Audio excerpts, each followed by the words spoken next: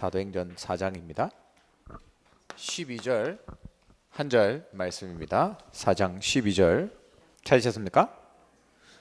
네, 한 절 말씀 같이 읽도록 하겠습니다. 다른 이로서는 구원을 받을 수 없나니 천하 사람 중에 구원을 받을 만한 다른 이름을 우리에게 주신 일이 없음이라 하였더라. 아멘. 오늘 제목은 복음과 종교입니다.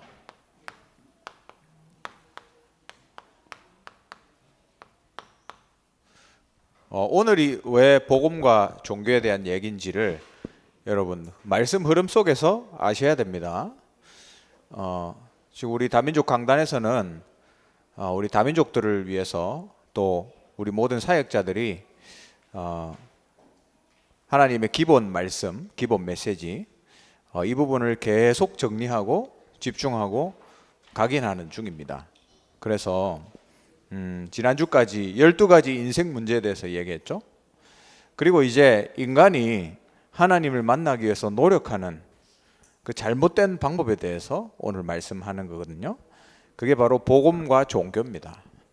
복음으로 하지 않고 사람들이 종교로 하나님을 만나려고 하잖아요. 다른 방법으로.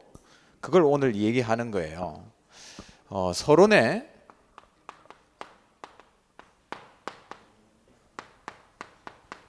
우리가 회개라는 단어를 많이 쓰잖아요.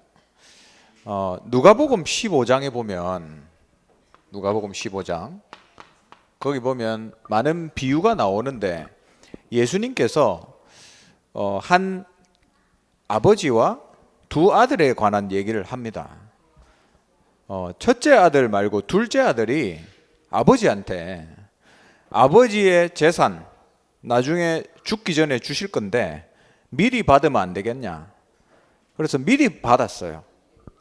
이걸 가지고 밖에 나가서 지 쓰고 싶은 거를 다 쓰고 완전히 이제 거지가 돼서 돼지를 치는 그 일을 하면서 돼지가 먹는 음식을 훔쳐 먹는 그런 인생이 됐습니다. 하루하루가 너무 힘들어서 가만 생각해 보니까 내가 아버지한테 다시 돌아가서 아들이 아니더라도 종으로서 일하면 이것보다는 안 낫겠냐 생각을 해서 다시 집으로 돌아가는 거예요. 근데 집 앞에 다다랐는데 멀리서 아버지가 기다리고 있는 거예요. 그 아버지도 아들이 혹시나 올까봐 집 앞에서 매일 기다리는 거예요. 멀리서 둘째 아들이 보이는데 아직 잘 보이지도 않는 곳에서 아들인 걸 알아보는 거예요, 아버지는. 그래서 뛰어가서 아들을 안고 입을 맞추고 얘기를 하는 겁니다. 그 아들이 얘기하죠. 아버지, 저는 아들이 될 자격이 없습니다. 그냥 아버지 집에서 종으로 일하게 해주세요. 그러니까 아버지가 종이 무슨 말이냐. 제일 좋은 옷 입히고 신도 신기고 그래가지고 집에 있던 송아지 잡아서 큰 잔치를 하는 겁니다. 잔치를 하고 있는데 큰아들이 일하다가 돌아오는 거예요. 이 잔치하고 있으니까 이게 무슨 일인가 보니까 둘째 아들 지 동생이 돌아온 거예요. 근데 송아지 잡아가지고 잔치하고 있거든요. 그래서 아버지한테 얘기하는 겁니다. 아버지, 저 나쁜 놈 둘째 돈 다 쓰고 나쁜 짓 다 하고 돌아온 놈한테 왜 이렇게 해줍니까? 아버지는 저한테 염소 한 마리도 안 잡아주던데 왜 둘째 아들 저 나쁜 놈한테는 소를 잡습니까? 막 불만을 얘기하는 거예요. 그러니까 아버지가 뭐라 하죠? 너희 동생은 죽었다가 살아난 거 아니냐? 그리고 내한테 있는 거 다 네 거잖아. 그렇게 이제 얘기하는 겁니다. 여기서 여러분 이 회개가 뭔지를 잘 알아야 돼요. 우리가 회개를 어떤 식으로 하냐면 첫째 아들처럼 합니다. 그걸 보고 종교적인 회개라고 해요. 이렇게 하면 안 되고 저렇게 하면 안 되고 성경에 이렇게 나와 있잖아. 이렇게 하면 안 돼. 요거를 종교적 회개라고 하는 겁니다. 근데 하나님은 우리에게 요구하는 것이 복음적 회개예요. 아버지가 둘째 아들한테 밖에서 뭐 하면서 돈 쓰고 나쁜 짓 했는지 안 물어봅니다. 안 물어봐요. 그냥 돌아온 것 자체가 이미 용서된 거예요. 안 돌아오는 게 문제지 돌아오면 끝나는 겁니다. 그걸 회개라고 해요. 사람들이 회개를 굉장히 오해하고 있죠. 오해. 이 종교적인 회개는 지난 강단 때 얘기한 대로 바리새인들이 하는 회개입니다. 그냥 율법에 적힌 것 그대로. 그러나 여러분, 예수님은 뭐라고 하셨는지 아세요? 너희가 나쁜 일, 죄를 짓지 말라고 율법에서 얘기한다. 너희가 바리새인 너희들이 그걸 계속 강조한다. 그러나 나는 얘기하는데 네가 생각만 한 것도 죄다 라고 얘기합니다. 그러면 바리새인들은 겉으로는 착한 척해요. 겉으로는 율법을 철저하게 지키는 것 같습니다. 그러나 마음속에, 생각 속에 온갖 더러운 죄를 가지고 있는 거예요.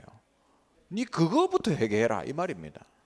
그리고 인간은 절대로 율법 앞에서 완전할 수 없는 거다. 그래서 돌아와야 된다. 그래서 다시 그리스도를 붙잡아야 된다. 그게 복음적인 회개입니다. 나는 할 수 없구나. 내 힘으로는 하나님 앞에서 완벽 못하구나. 그래서 나는 그리스도가 필요하다. 그리스도가 답이다. 이걸 원하시는 거예요. 이해 가시죠? 우리 많은 다민족들이 종교적인 회개에 빠져 있습니다. 많은 종교인들이 여기서 살고 있는 거예요. 오늘 복음과 종교라고 했는데 이 두 개가 어떻게 다른지 여러분 오늘 확인하시고 내 인생도 혹시 여기 있다면 빨리 빠져나와야 돼요. 빨리. 본론입니다. 첫 번째, 종교 생활.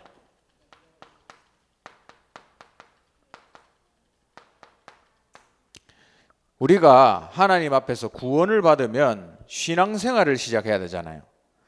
근데 이 신앙생활을 종교생활로 하고 있는 많은 사람들이 있습니다.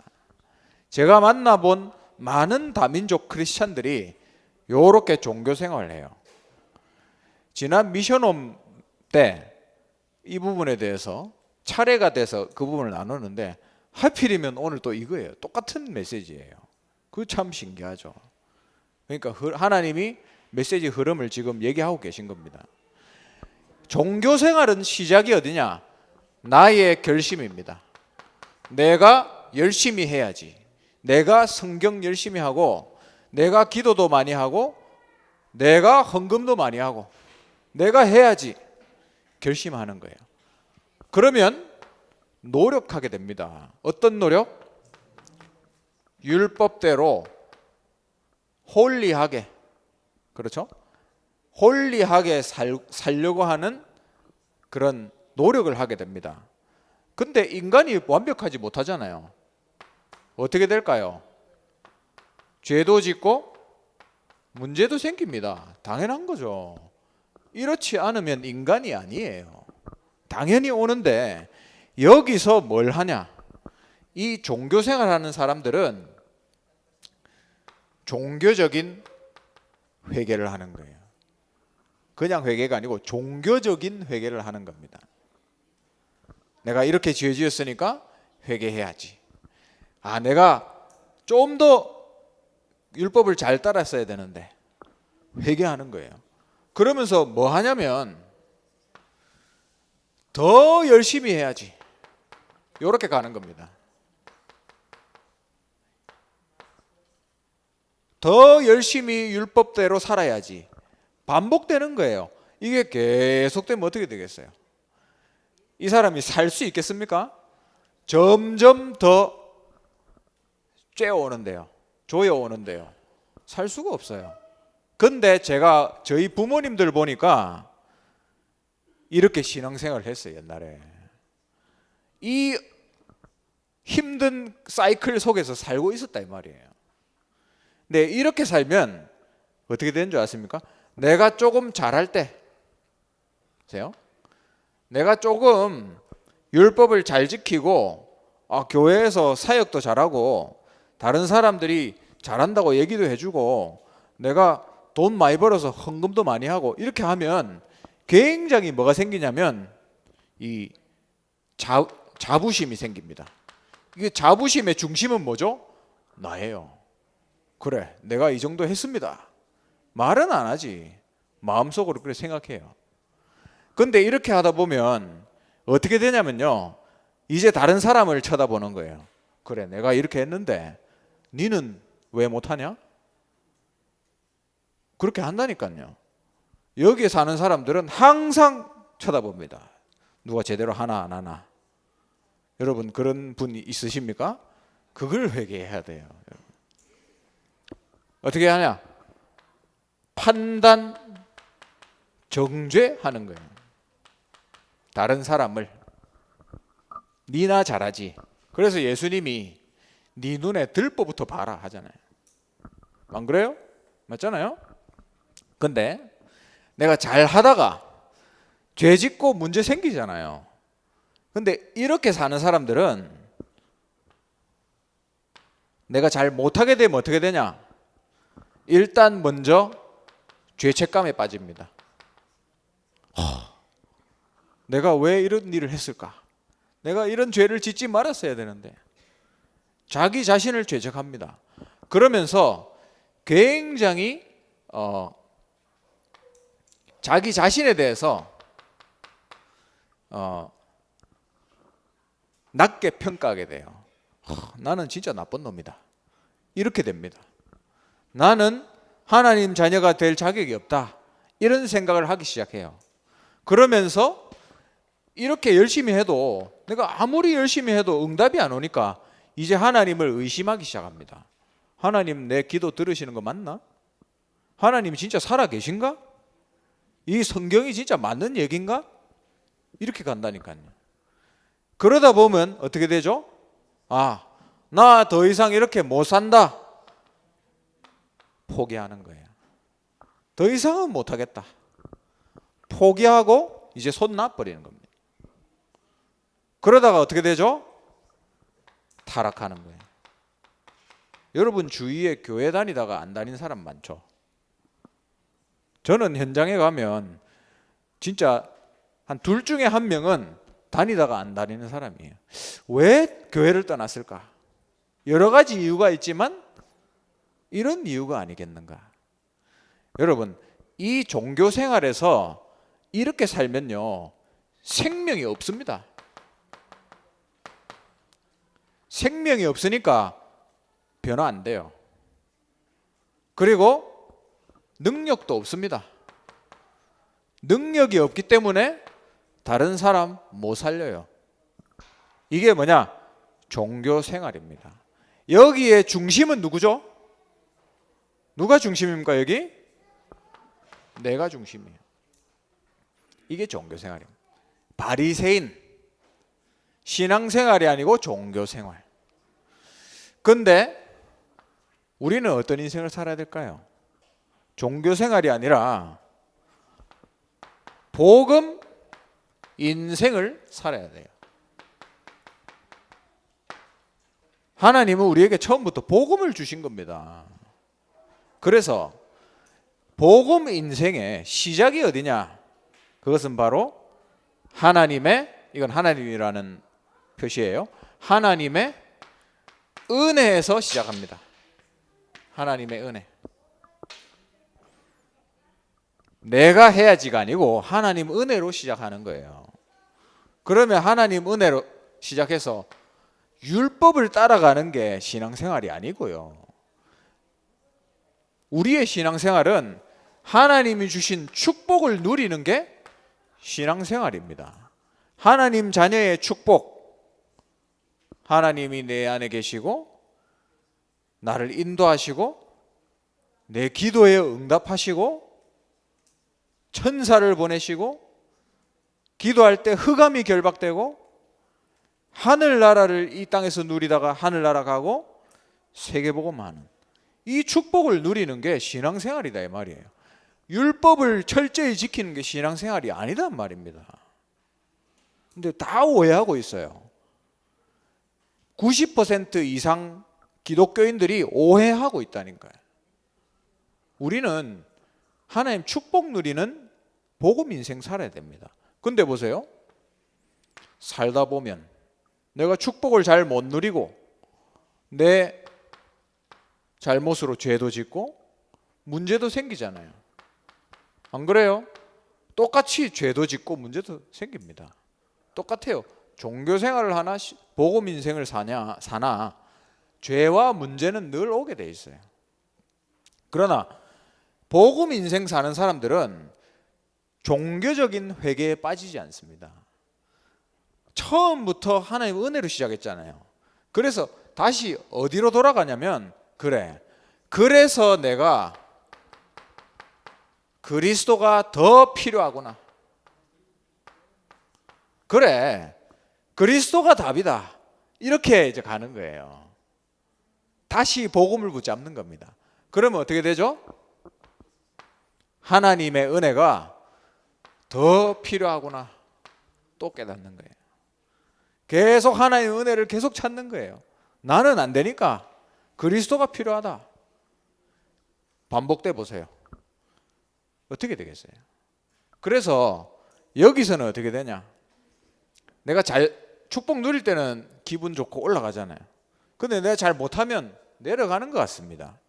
그러나 하나님 자녀, 복음 인생 사는 사람에게는 이 문제가 축복이에요.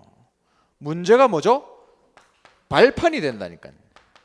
이게 발판이 돼서 다시 올라가는 거예요. 발판이 돼서 계속 올라가는 거예요. 이걸 보고 신학적인 말로 성화라 그래요. 성화. 내가 점점 하나님이 원하는 모습으로 바뀌어가는 거예요. 근데 그게 율법을 지킨다고 되는 게 아니다 이 말입니다. 생명이었기 때문에 변화가 없어요. 근데 여기서는 예수 생명으로 내가 변화됩니다. 그리고 예수 능력으로 사람 살릴 수 있어요. 나도 변하고 다른 사람도 살리고 또 이제는 그렇기 때문에 증인이 되는 거예요. 증인. 이게 바로 복음 인생 사는 사람이다. 여기에 중심은 누구죠? 여기는 내가 중심이잖아요. 근데 여기 중심 누구죠? 하나님이죠. 하나님. 나는 죽고 그리스도께서 내 안에 사시는 것이다. 제가 이 말씀하니까 어떤 똑똑한 외국인이 그렇게 물어보더라고요. 아니 여기서는 자기 결심으로 한다고 얘기했는데 하나님의 은혜도 내가 결심해서 성경 읽어야 은혜 받는 거 아니냐 그렇게 얘기하더라고요. 그 말이 맞죠. 근데 여러분 보세요. 내가 아무리 열심히 성경을 찾아서 읽어도 하나님이 은혜 아니면 말씀 못 깨닫습니다. 맞잖아요. 결국 하나님 은혜로 시작되고 하나님 은혜로 끝나는 거예요. 그래서 우리는 내가 믿어서 구원받은 거 아닙니다. 에베소서 2장 8절 9절에 뭐라 그랬죠? 너희가 그 은혜를 인하여 믿음으로 말미암아 구원을 받았다 했잖아요. 믿음으로 말미암아 구원을 받았다가 중요한 게 아니에요. 그 은혜를 인하여 이게 중요한 겁니다. 우리가 인생이 열심히 철학 공부한다고 하나님을 찾을 수 있습니까? 절대로 못 찾아요. 내가 열심히 종교를 찾아서 믿고 그것대로 산다고 할 수 있습니까? 진짜 복음을 상실한 교회는 우상 숭배라 했잖아요. 굉장히 조심해야 돼요. 내가 열심히 선하게 산다고 하나님을 찾을 수 있습니까? 안 돼요. 구원 받아 놓고도 이 문제가 뭐냐면 구원은 여기서 받아요. 구원은 하나님 은혜로 받는다니까요. 근데 문제는 구원은 여기서 받아놓고 신앙생활 여기서 하는 거예요. 많은 사람들이 그렇게 살아갑니다. 하나님 은혜로 구원받는다 다 알죠. 믿음으로 구원, 예수 그리스도를 믿음으로 구원받는다 알잖아요. 근데 신앙생활 여기서 한다니까요. 구원은 복음으로 해놓고 신앙생활은 종교로 하는 거예요. 그러니까 무너지지. 우리는 뭐죠? 구원도 복음으로, 신앙생활도 복음으로, 처음부터 끝까지 계속 복음이에요. 우리는. 그래서 결론, 우리는 그냥 복음 아닙니다. 우리는 무슨 복음이죠? 오직 복음. 이걸로만 나도 살고 다른 사람도 살리는 증인이 되는 거예요. 우리가 지금 이번 선교대회를 통해서 지금 메시지 흐름을 통해서 새로운 언약을 붙잡게 됩니다. 숫자가 하나 더 나왔잖아요. 지난주에도 말씀드렸지만 뭐죠? 237 5천 종족 나왔잖아요. 저는 이 5천 종족이라는 메시지가 나온 것은 하나님의 절대 계획이다. 이제 더 구체적으로 우리가 무슨 사역해야 될지 딱 나오잖아요. 우리 주위에 5천 종족 와 있습니다. 5천 종족 가장 가까이 있어요. 어디에 있냐? 성서공단에 있습니다. 어디 있냐? 와룡시장에 있습니다. 어디 있냐? 봉덕동에 있다니까요. 있습니다. 굳이 현풍 외관 5천 종족 들어와 있어요. 진짜입니다. 그리고 5천 종족이 아니더라도 5천 종족으로 들어갈 수 있는 사람이 와 있어요. 제가 옛날에 사역하다가 어떤 필리핀 분을 만났는데 그분이 무슨 일을 하냐면 그 산에 있는 원주민들 사역만 한다 하더라고요. 그래서 물론 이제 완전 복음 가진 분은 아니지만 존경스러웠어요. 저 일은 아무나 못 하는데. 근데 우리가 산에 다니면서 그 사역할 수 있겠어요? 여러분 할 수 있겠습니까? 못 해요. 일단 가가지고 고산병이란 말 어렵죠? 통역하기 어려울 텐데 높은 산에 올라가면 오는 병이 있어요. 그것 때문에 못 살아요. 근데 이 사람들은 할 수 있습니다. 그 사명을 심어서 5천 종족한테 보내는 거예요. 그 사역이 다민족 사역입니다. 한국에서만 다민족 사역하는 것 같죠? 아니에요. 저 5천 종족을 만날 수 있는 외국의 대도시들, 여기에 들어갈 수 있는 사람들 와 있다니까요. 그 사람들 찾아서 복음 전해서 파송해야 돼요. 그래서 이 일은 보세요. 이 5천 종족들 지금 뭐 하고 있습니까? 주술, 접신, 귀신 문화 이런 거 하고 있잖아요. 주술 거라 위치크래프트 알죠? 주술 거라 이번에 박건원 선교사님 그 포럼 하는 거 들었잖아요. 라틴 아메리카 전체가 주술에 걸려 있다. 그렇죠? 그거 하고 있습니다. 그 여기에다가 더 열심히 해라. 율법을 따라가라. 살릴 수 있겠어요? 못 살리는 게 아니고 절대로 못 살립니다. 절대로. 거기는 이것만 얘기해야 돼요. 그래야만 살 수 있는 종족이 5천 종족이다. 그래서 오늘 복음과 종교 그랬는데 우리가 뭘 해야 될지 정확하고 결론이 이미 나 있습니다. 여러분 237과 5천 종족의 오직 복음 이거 전하는 일에 쓰임받는 전도자로 서게 되시길 주님의 이름으로 축원합니다. 기도하겠습니다. 하나님 은혜 감사합니다. 우리가 가진 것 없지만 하나님 우리에게 오직 복음, 완전한 복음을 주셨습니다. 날마다 이 복음 안에서 신앙생활하고 복음 안에서 예수 생명, 예수 능력으로 내가 변화되고 세상을 변화시키는, 그래서 237과 5천 종족 살리는 다민족 선교사로 쓰임받게 하옵소서. 하나님 오늘 주님께 구별하여 예물로 드립니다. 이 예물이 237 나라와 아직도 한 번도 복음 듣지 못하고 평생 복음 한 번 못 듣고 죽어가는 저 5천 종족 살리는 경제가 될 수 있도록 빛의 경제를 허락하여 주시옵소서. 예수 그리스도의 크신 은혜와 하나님의 영원하신 사랑과 성령의 내주인도 역사 충만하심이 종교가 아닌 오직 복음으로 날마다 내 자신이 변화되고 또 237 나라와 5천 종족 살리기 원하는 이 자리에 앉은 모든 다민족 선교사들 머리 위에 지금부터 영원토록 항상 함께 있을지어다. 아멘.